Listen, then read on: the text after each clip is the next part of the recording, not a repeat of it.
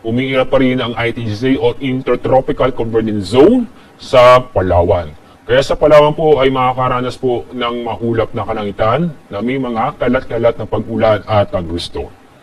Samantala, itong nalamin pong bahagi po ng Luzon, inyo makikita, fair weather po tayo kung saan sa umaga makakaranas po ng maliwanag sa panahon, pero sa hapon o gabi, mataas po ang tsansa ng babuong isang thunderstorm. Kaya makakaranas po tayo sa mga oras na yon na maulap na kalangitan na may tsansa ng mga isolated na mga pag-ulan. Dako tayo sa Visayas at Mindanao.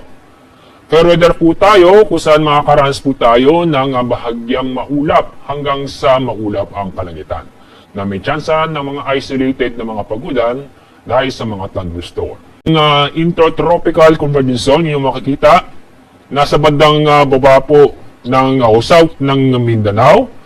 After ng Mindanao, ay naapektuhan na po o daan po sa may Palawan. Kaya ngayong araw, itong Palawan lamang ang makakaranas ng mga kalat-kalat na pag-ulan.